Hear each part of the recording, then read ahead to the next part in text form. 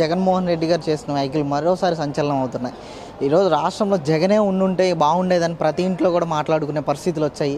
కూటమి వచ్చి 60 రోజులు అవుతుంది, ఇంకా హింసాత్మక రాజకీయాలు జరుగుతున్నాయి, మా మీద దాడులు చేస్తున్నారని చెప్పేసి ఇలాంటి ఆరోపణలు చేస్తున్నారు జగన్మోహన్ రెడ్డి గారు. ఏం సమాధానం చెప్తారండి? జగన్మోహన్ రెడ్డి గారు కానీ మళ్ళీ అధికారంలో ఉన్నది ఏ ప్రజలు చెప్పారు చెప్పమనండి? అదే ప్రజలు కదా తీర్పిచ్చారు. 11 సీట్లు రావడానికి నానా ఇబ్బందులు పడ్డాడు ఆయన. ఆ 11 కూడా రాదనుకున్నారు చాలామంది.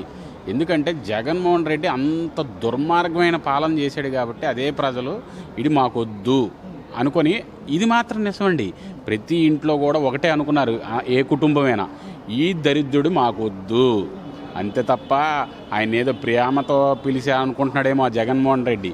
ప్రతి కుటుంబం కూడా ఆంధ్రప్రదేశ్లో ఒకటే కోరుకుంటున్నారు, జగన్మోహన్ రెడ్డి మాకు స్థిరస్థాయిగా నిలిచిపోయిన ఒక దుర్మార్గుడని ముద్రేసుకున్న కుటుంబాలు అవి. అంతే తప్ప దాన్ని రివర్స్గా చెప్పుకుంటున్నాడు పరువు పోద్దని. ఎందుకంటే ఆంధ్రప్రదేశ్ ప్రజల్ని అంత జలగలాగా పీడించిన ఎవడైనా ముఖ్యమంత్రి ఉన్నాడంటే ఆయనే. అంత దరిద్రుడండి ఆయన. ఆయన ఎవరండి? ఎవడు కూడా గుమ్మం దగ్గరకు కూడా రానివ్వకుండా చేసుకున్న వ్యక్తి జగన్మోహన్ రెడ్డి. కనుక ఆయన చెప్పినదంతా అబద్ధాలు.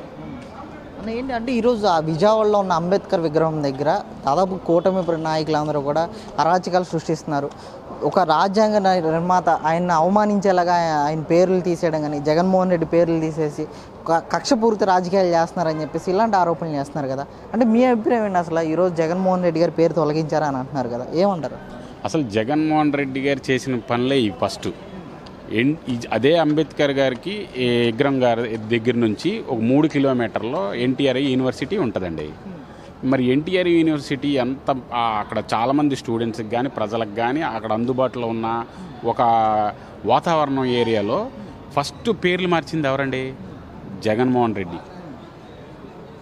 మరి ఇప్పుడు అది కష్టార్జితం ప్రజల సొమ్ముతోనే కట్టి ప్రజల కోసం ఉపయోగపడేది ఎన్టీఆర్ యూనివర్సిటీ. అంబేద్కర్ గారి విగ్రహం కట్టడం తప్పు కాదు, కానీ అక్కడ మహానుభావులు బోల్డ్ మంది ఉన్నారు. ఇప్పుడు పవన్ కళ్యాణ్ గారిని ఆలోచనలోకి తీసుకోండి. డొక్కా సీతమ్మ గారు మహానుభావులు, పూలే గారు, ఇలాగా గొప్ప గొప్ప పేర్లన్నీ వెలుగులోకి తీసుకొచ్చింది ఎవరు? పవన్ కళ్యాణ్ గారు. మీరు వాళ్ళ పేర్లు పెట్టుకోండి. మా పేర్లు పెట్టమని ఏమి అడగట్లేదు. పవన్ కళ్యాణ్ గారి పేరు పెట్టమని అడగట్లేదు, చంద్రబాబు నాయుడు గారి పేరు పెట్టమని అనట్లేదు, అలాగే నరేంద్ర మోడీ గారి పేరు పెట్టమనట్లా. ఒక గొప్ప వ్యక్తులు ఆంధ్రప్రదేశ్లో బోల్డ్ మంది కష్టజీవులు ఉన్నారు. బోర్డర్లో ఇక్కడ ప్రజల కోసం త్యాగాలు చేసే బోర్డర్లో పనిచేసే వాళ్ళు ఉన్నారు. అలాగే ప్రజలకి ఇబ్బంది పడకుండా పాలించే రాజులు ఉన్నారు.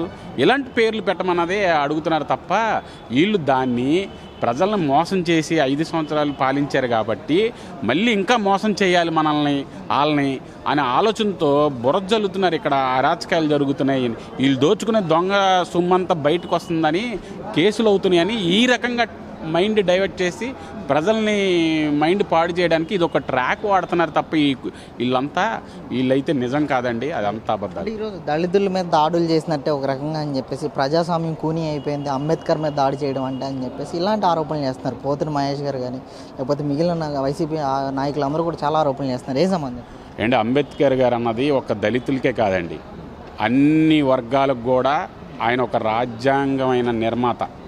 దాన్ని ఈ ఓట్ల కోసం ఇలాంటి దరిద్రులు కొంతమంది రాజకీయాల వాళ్ళ భవిష్యత్తు కోసం ప్రజల్ని డివైడ్ చేసి వాళ్ళ మీద మచ్చ పెట్టి వీళ్ళు బాగుపడే తత్వమే తప్ప వీళ్ళు ప్రజల కోసం పనిచేసే వ్యక్తులు కాదు.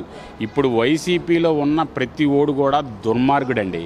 అందుకే ప్రతి చోట కూడా ప్రతి కుటుంబం కూడా చెప్పుతో కొట్టినట్టు బుద్ధి చెప్పారు వాళ్ళకి ఓటేసి.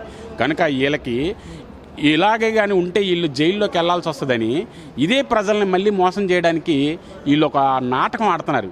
అంతే తప్ప ఇప్పుడు ప్రజలు ఆంధ్రప్రదేశ్లో చాలా తెలివైన వాళ్ళు.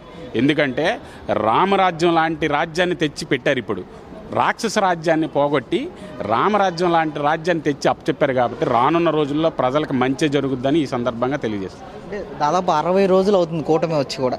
ఈ 60 రోజుల్లో ఏం సాధించింది అనుకోవచ్చు అంటారు? రాష్ట్రం అభివృద్ధి దిశలో వెళ్తుందంటారా, లేకపోతే ఈ చెప్తారు?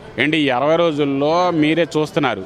ఇప్పుడు ఇక్కడ టీడీపీ ఆఫీస్ దగ్గర ప్రజా దర్బార్ పెట్టారు. వేల మంది వచ్చి ఇక్కడ అర్జీలు పెడితే లోకేష్ గారు దీన్ని సాల్వ్ చేస్తున్నారు. అలాగే మంగళగిరి దగ్గర జనసేన ఆఫీస్ దగ్గర రోజు 2 రోజులకు ఒక ఎమ్మెల్యే రోడ్డు మీద టెంట్ వేసి, ఏ గవర్నమెంట్లైనా చూశారండి, ఎమ్మెల్యే గారు పొద్దున్న 8 నుంచి సాయంత్రం 8 వరకు రోడ్డు మీద టెంట్ వేసుకొని ప్రజల సమస్యలు తెలియజేయడం కోసం, ఏ సమస్యలు ఉంటాయి, చిన్నవి అయితే అక్కడక్కడే ఫోన్ చేసి సాల్వ్ చేసి, పెద్ద అయితే అక్కడ ఉన్న అధికారులకి ఎలా చేయాలి, ఏం చేయాలన్న ఆలోచనలో ఒక టీం పెట్టి ప్రజల కోసం పనిచేసే గవర్నమెంట్ ఇది. ఈ 60 రోజుల్లోనే ఇన్ని చేశారు అంటే ఇంకా 8 నెలలు ఉంది, 4 సంవత్సరాలు 8 నెలలు ఉంది. మరి ఎన్ని చేయగలుగుతారు వీళ్ళు? వాళ్ళు ఏంట్రా అంటే ఎంతసేపు ఈ ప్యాలెస్లో కూర్చొని ఒక డెమో కూర్చొని ఒక వ్యవస్థ పెట్టుకొని చేసే పనులు తప్ప ప్రజల్లోకి వచ్చింది చేసిందే లేదు. కనుక వాళ్ళకి ఏషండి ఏంటి మా కన్నా బాగా చేస్తున్నారు వీళ్ళు అన్న ఏసుతో ప్రజల్ని మభ్య చేయడానికి ఈ యొక్క నాటకాలు అంతే తప్ప ఆంధ్రప్రదేశ్లో ఇప్పుడు ప్రశాంతంగా ఉంది, అందరూ కూడా ప్రశాంతంగా బతుకుతున్నారు. కనుక పాలన అయితే మాకు సూపర్ ఉంది.